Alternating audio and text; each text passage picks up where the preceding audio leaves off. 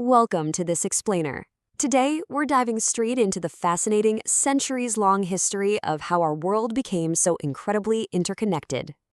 Now, you might look at your smartphone or, hey, even the cup of coffee you're drinking right now and assume globalization is a relatively recent invention, maybe something from the internet age. But the truth? It's much older and honestly far more dramatic than that. Here's the wild part. Human societies have actually been interlinking for thousands of years.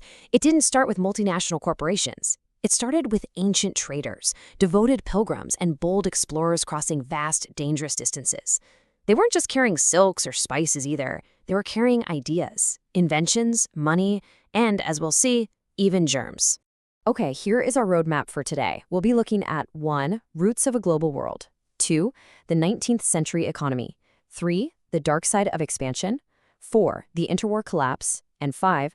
Rebuilding the global economy. Let's get right into it. Section 1. Roots of a global world. Ancient connections and the exchange of life and death. What's absolutely mind-blowing here is just how early these vast distances were bridged. I mean, we're talking as far back as 3000 BCE, where active coastal trade linked the Indus Valley with West Asia. People have always sought out opportunity, right? But along the legendary Silk routes, which thrived for centuries, it wasn't just Chinese silk or European gold moving back and forth. By the 13th century, there was an unmistakable link between these thriving trade routes and the spread of disease-carrying germs. On a slightly lighter note, food offers a brilliant illustration of this cultural exchange. So historians actually believe that noodles traveled west from China and eventually evolved into, get this, what we now know as spaghetti, or, maybe Arab traders brought early forms of pasta to 5th century Sicily. Either way, an iconic European dish owes its very existence to ancient global trade. And just think about potatoes, tomatoes, and chilies. None of these were even known in Europe or Asia until the Americas were accidentally discovered in the late 15th century. However, all this early global contact came with a heavy biological cost. Europeans brought diseases like smallpox over to the Americas, where the inhabitants had absolutely zero immunity. As the 1634 quote from John Winthrop plainly shows, colonizers actively viewed this tragic decimation as a cleared path for their own expansion. Disease devastated whole communities, completely paving the way for European conquest. Moving right along to Section 2, the 19th century economy, the acceleration of the interconnected world. To really wrap our heads around this era, think of the global economy as 3 massive, interwoven flows. First up, you've got the flow of trade, mostly bulk goods like wheat and cotton. Second, labor, people migrating vast distances to find work. And third, capital, investments crossing oceans to build railways and ports. You really can't separate these 3. They constantly fed into one another to radically reshape people's lives across the entire globe. And when we talk about that flow of labor, the scale is literally breathtaking. 50 million. Let that sink in. That is the number of people who emigrated from Europe to places like America and Australia during the 19th century. Why? Well, industrializing Europe desperately needed food and raw materials, and they needed labor in these distant lands to produce it. Millions crossed oceans in search of a better future, physically shifting the demographics of the planet. And this is a perfect example of how technology and trade constantly interacted. Take the meat trade, for instance. Before the 1870s, animals were literally shipped alive across the Atlantic. It was super expensive, took up a ton of space, and a lot of the animals just didn't make it. Meat was a luxury, but then the refrigerated ship is invented. Absolute game changer. Suddenly, animals could be slaughtered in America or Australia and shipped as frozen meat. Transport costs absolutely plummeted, meat prices in Europe dropped, and the daily diets of the working poor improved dramatically. A single technological leap changed global agriculture and local dinner tables forever. Now for Section 3, the dark side of expansion, the cost of connectivity.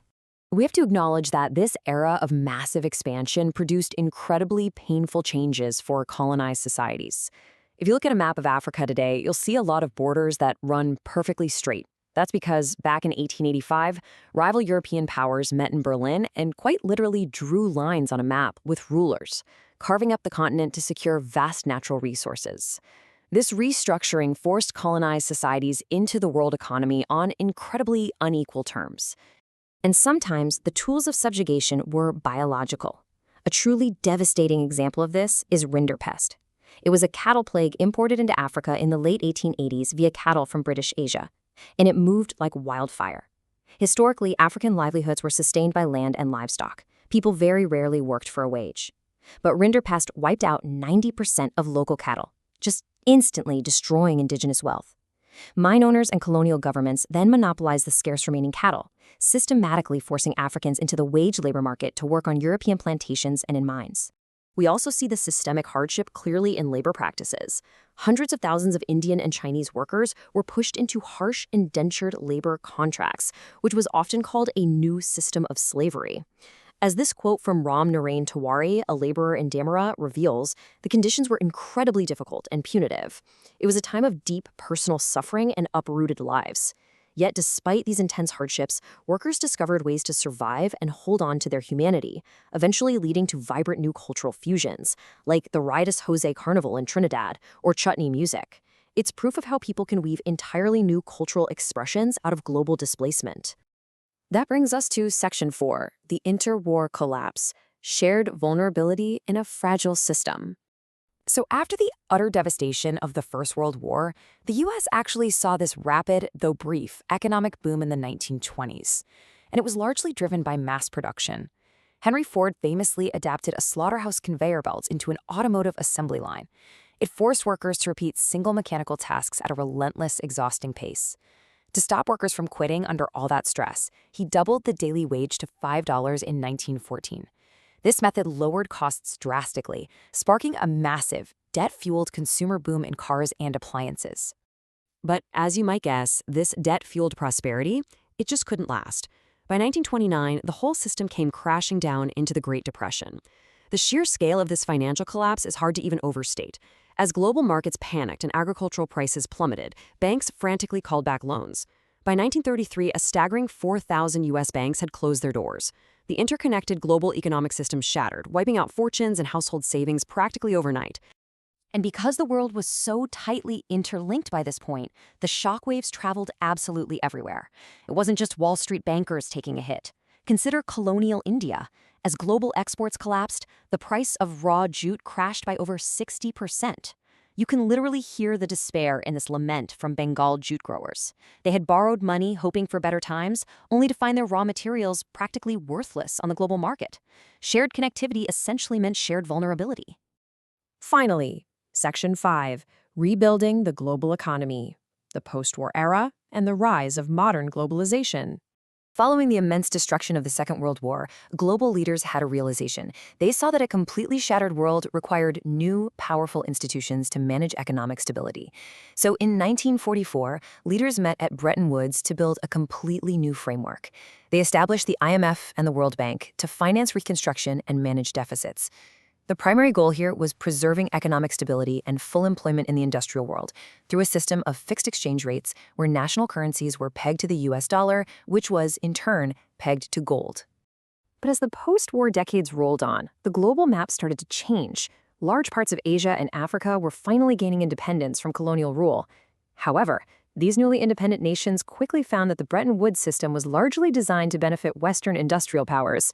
In response, they organized themselves into the Group of 77, demanding a new international economic order.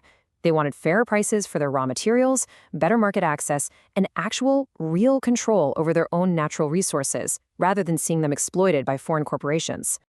By the 1970s, the system shifted all over again. The US dollar weakened, and those fixed exchange rates from Bretton Woods completely collapsed. At the exact same time, developing nations were forced into borrowing from private Western banks, which led to massive debt crises. Seeking lower costs, multinational corporations began relocating manufacturing to low-wage centers in Asia. And when China opened its economy, it dramatically transformed global manufacturing, leading us directly into the modern era we know today. So, as we wrap up this explainer today, I want to leave you with a quick little exercise. Go ahead, check the label on your clothes right now, or maybe flip over your phone. Look at where it was manufactured. This globalized world we live in isn't just some modern trend or a recent buzzword. It is the cumulative result of thousands of years of trade, migration, massive technological leaps, and real human struggle. All of that history is sitting right there, quite literally, in the palm of your hand. Think about that next time you buy a simple everyday object. Thanks for joining me on this deep dive.